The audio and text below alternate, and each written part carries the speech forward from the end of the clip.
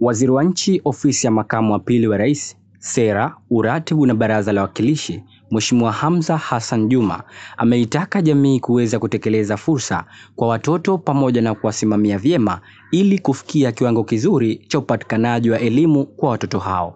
Ameyasema hayo wakati wa maadhimisho ya Siku ya Mtoto wa Afrika katika ukumbi wa Idris Abdul Wakil Kikwajuni, wilaya ya Mjini, mkoa wa Mjini Magharibi Unguja. Na niwaombe wazazi wenzangu na walezi wenzangu kusimamia watoto wetu vyema ili kufikia kiwango kizuri cha upatikanaji wa elimu kwa watoto wetu. Ndugu viongozi na ndugu washiriki, ni jukumu letu kuhakikisha kuwa mtoto wetu analindwa na anatunzwa na kuendelezwa ili kuwa na watoto tegemezi wa baadaye, hasa katika maslahi ya taifa letu. Bila kuwekeza katika elimu, ni dhahiri kwamba tutakosa nguvu kazi na wataalamu na wakada mbalimbali na kukosa maendeleo ya kiuchumi na kijamii na kisiasa kwa kukosa watu wenye utashi na utetezi wa taifa lao. Ndugu viongozi na ndugu washiriki, mafanikio makubwa yamepatikana katika kumlinda mtoto kwa kuimarisha mifumo ya utoaji wa haki, kuanzisha mahakama maalum za udhalilishaji na mahakama za watoto ambazo zimekuwa mkombozi na mtetezi wa watoto katika ulinzi wa watoto. Kwa upande wake, katibu wa bodi ya ushauri ya watoto Zanzibar, ndugu Hudhaima Khamis Juma, amesema kuwa lengo la kuadhimisha Siku ya Mtoto wa Afrika ni kutetea haki za watoto katika kupaza sauti zao kwenye sekta mbalimbali, hususan swala la upatikanaji wa elimu pamoja na afya.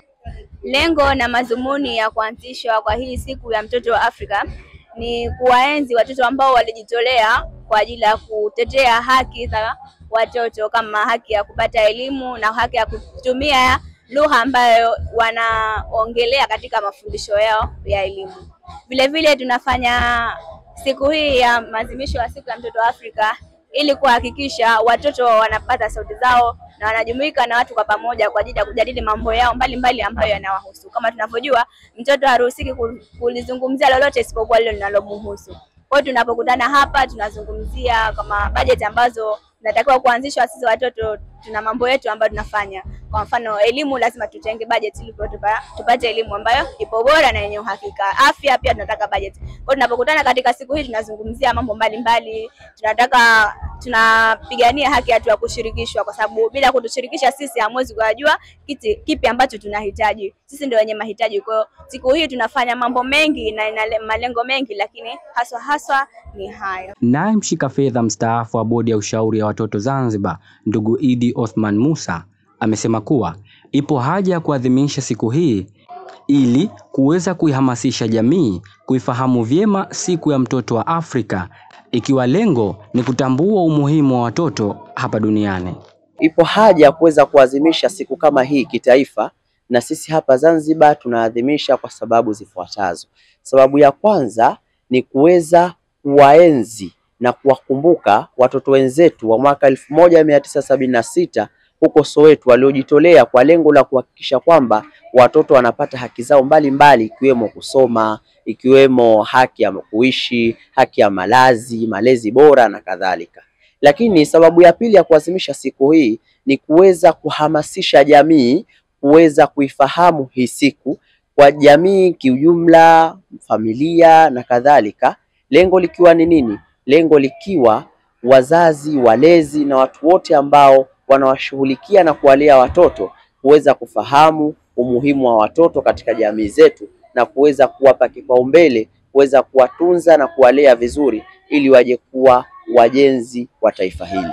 Lakini pia sababu ya tatu ni kupaisha sauti za watoto. Sauti za watoto kupaishwa, watu wazisikie, serikali isikie sauti za watoto. Watoto wanadai nini? Watoto wana shida gani? Watoto wana changamoto gani? Ili kuweza kuhakikisha kwamba hizi changamoto za watoto zote zinatatuka, kwa sababu tunaamini kwamba watoto ndio taifa la kesho, kwa sababu sasa hivi viongozi wengi tunawaona ni vijana. Kwa hiyo watoto ndio taifa la kesho. Kile ifikapo Juni 16 huadhimishwa Siku ya Mtoto wa Afrika, ikiwa lengo hasa ni kuwaenzi na kuwakumbuka watoto ambao walisimama kutetea haki zao za msingi huko Soweto, South Africa. chini ya utawala wa makaburi mwaka 1976. Kutoka katika ukumbi wa Idris Abdul Wakil Kikwajuni Zanzibar, mimi ni Hassan Saidi. Usisahau kusubscribe, kulike, kucomment na kushare Mshindo TV.